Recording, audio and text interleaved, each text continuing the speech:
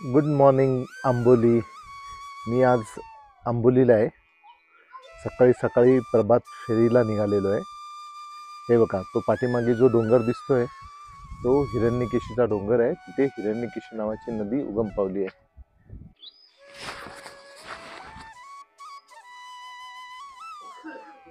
जिल्हा प्राथमिक शाळा आंबोली गावठणवाडी ही माझी शाळा आणि हे अंगण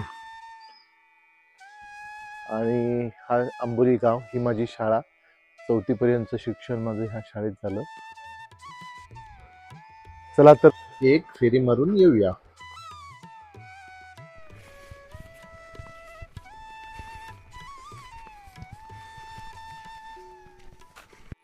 हा परमपूज्य सद्गुरू भरतदास महाराज मठ आहे. पुढे तिकडे तिथे त्यांची समाधी आणि तीर्थक्षेत्र आहे. आम्ही लहान होतो आणि आंबोलीमध्ये बागडायचो इकडे तिकडे. त्यावेळी भरतदास महाराज नेहमी भेटायचे. आणि हा मार्ग जातोय हिरण्यकेशी तीर्थक्षेत्राकडे, जिथे आता आपण जात आहोत. तर आम्ही लहान असताना इकडे तिकडे बाळगत असताना ते भरतदास महाराज इथे वास्तव्याला होते आणि त्यांनी 14 वर्ष मौन पाळलं होतं. आणि ते रस्त्यात येताना जाताना दिसायचे आम्हाला कमंडलू घेऊन. आम्ही जाऊन त्यांना नमस्कार करायचो, दर्शन घ्यायचो. तो खाली गाव, तिकडून रस्ता जातोय, तो गाड्या चालल्यात, सगळीकडे धुकं आहे. आपण तिथून चढून वर आलोय आणि ही पूर्ण चढण आहे. चढूनच वर जायचंय. मित्र पण आहेत माझ्याबरोबर. खास दत्तगुरूने पाठवलेले मित्र आहेत ते. मी थांबलो तर ते थांबतात. माझी झेड सिक्युरिटी आहेत ते. आम्ही लहान असताना आमच्या गाई म्हशी पण असायच्या. अशा म्हशींच्या पाठीवर बसून आम्ही रानात चरायला घेऊन जायचो. ती त्या डोंगरावर एक माची दिसते तुम्हाला, त्या टापूवर आपल्याला जायचं आहे आणि त्या माचीवरून व्ह्यू घ्यायचा आहे. विविध पक्ष्यांचा आवाज येतोय तुम्हाला ऐकायला.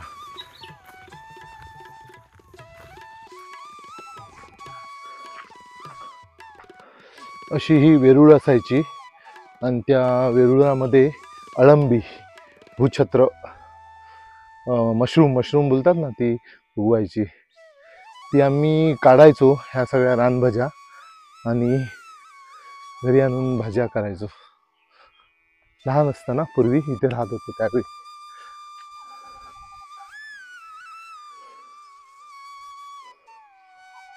तो समोर डोंगर दिसतोय त्याच्या माथ्यावर जायचं आपल्याला चालत. ही बघा, ही माझी झेड सिक्युरिटी. पुढे एक ताफा आहे आणि मागे पण असा एक ताफा आहे आणि मी मध्ये चाललोय. पूर्ण झेड सिक्युरिटीमध्ये चाललेलो आहे. इथे छोटंसं पाणी वाहतंय. पाण्याचा सुंदर आवाज आहे बघा. तो हात चाललाय, आवाज बघा. एकदम शांत निवांत वातावरण आहे आणि पाण्याचा सुंदर असा आवाज. तिथे मेडिटेशनसाठी बसू शकतो या संगीतामध्ये.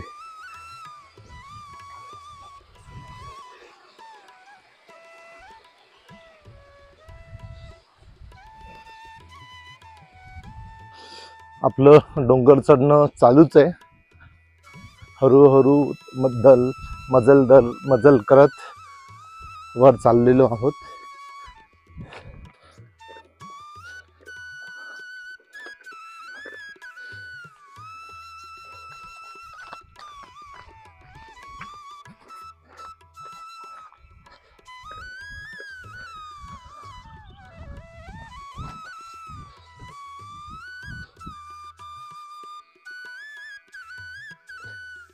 झुळझुळ वाहणारा झरा, त्याचा मंद असा आवाज, चोहोकडे हिरवीगार शाल पांघरलेले डोंगर, त्यातून नागमोडी रस्ता, असे सुंदर वातावरण आहे.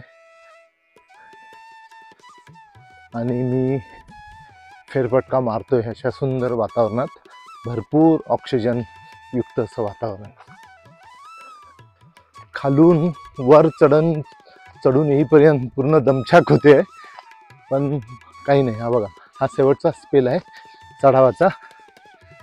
हा हिरण्यकेशी नावाची नदी या डोंगरच्या माथ्यावर उगम पावली आहे आणि तिथून ती नदी वाहत वाहत खाली खूप मोठी नदी होऊन पुढे आजरा, पुढील शहरात गेलेली आहे.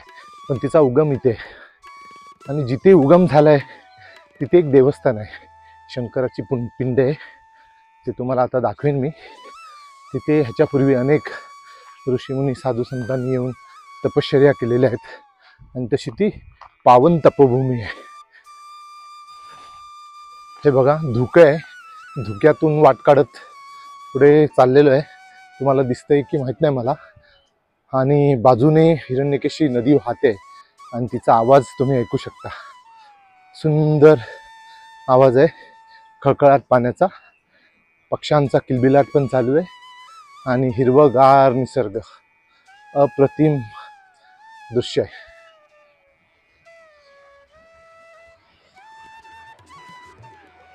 हे बघा, हिरण्यकेशी नदी वाहत इथे आली आहे. पाण्याचा आवाज तुम्हाला येतोय आणि ते तिकडे पार्किंग स्टँड आहे, तिथे तुम्ही तुमच्या गाड्या पार्क करू शकता.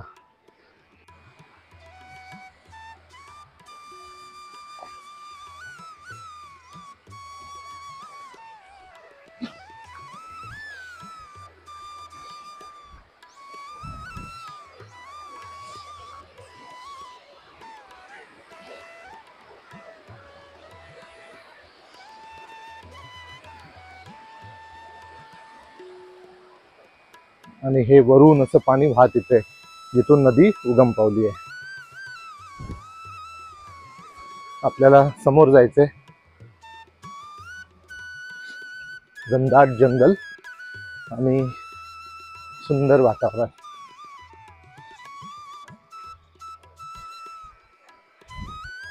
सुंदर परिसर. नदी वाहतोय, मी आणि माझा मित्र आणि निसर्ग.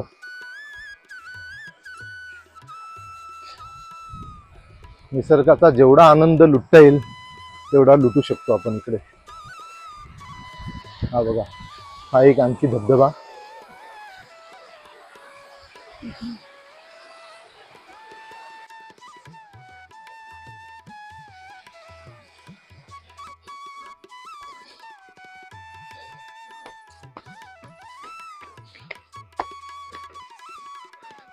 सगळी देवस्थानं डोंगरावरच का वसलेली आहे माहित नाही.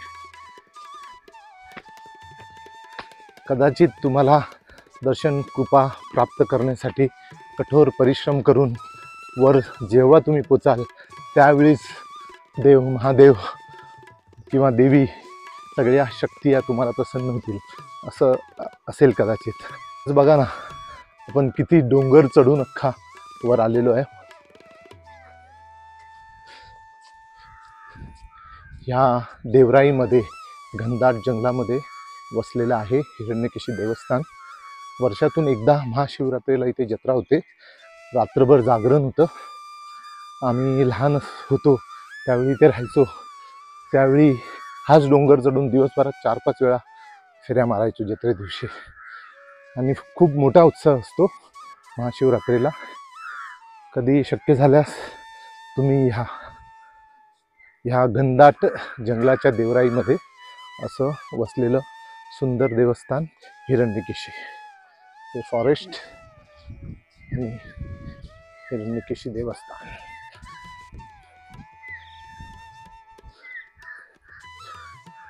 इथे चप्पल वगैरे काढायची आहेत. मंदिराचं पावित्र्य राखलं पाहिजे.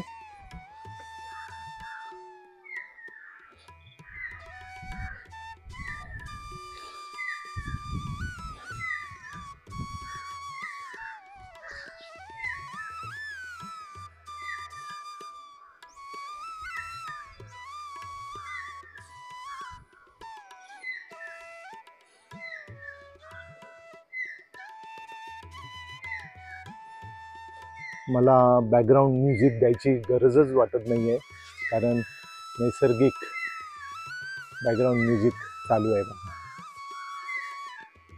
सुंदर असा परिसर.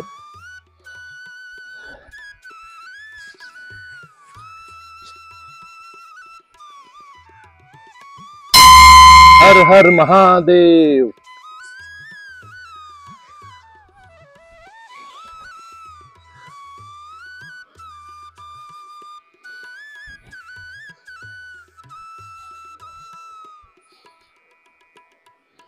आपण इथून जाऊ, फेरी मारून येऊ. इथे आम्ही वनभोजन वगैरे करतो या भागामध्ये. इथे अस्थी हे पेनशे महाराजांची समाधी आहे आणि त्यांनी इथे तपश्चर्या केली होती म्हणून त्यांची समाधी इथेच ठेवलेली आहे. आणि ह्या परिसरामध्ये असं सुंदर असं नैसर्गिक हे आहे, धनसंपदा. हे पाणी बघा, इथेच ही नदी उगम पावली आणि स्वच्छ पाणी आहे. त्या कुंडामध्ये आपण पवित्र स्नान करू शकतो.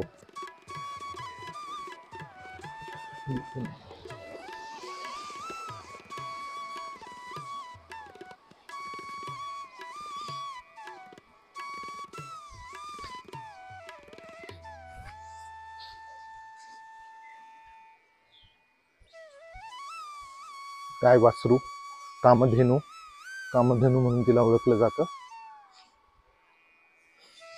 दिगंबरा दिगंबरा श्रीपाद वल्लभ दिगंबरा, दिगंबरा दिगंबरा श्रीपाद वल्लभ दिगंबरा, दिगंबरा दिगंबरा श्रीपाद वल्लभ दिगंबरा. अवधूत चिंतन श्री गुरुदेव दत्त. हे पहा, ही नदी उगम पावली आहे आणि ती आतून पाणी येते, किती फोर्सने वाहते बघा. आणि इथून ते खाली चालले. या कुंडामध्ये आपण अंघोळ करू शकतो. आणि ही हिरण्यकेशी माता.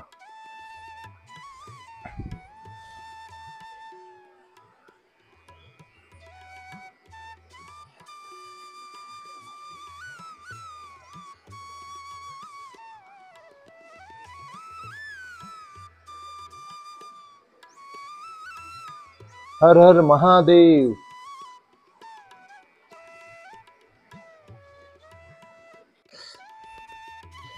आणि ही एक गुफा आहे. इथे ऋषीमुनी, साधू संत तपश्चर्या करायचे. खूप खोल गुफा आहे. बॅटरी असती तर आपण आतमध्ये गेलो असतो. असा सुंदर परिसर. हिरण्यकेशी देवस्थान, आंबोली.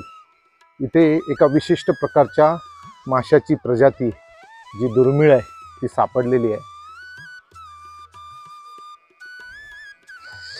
थोडं पाण्यात उतरून बघूया. हे बघा कसं वाटतंय.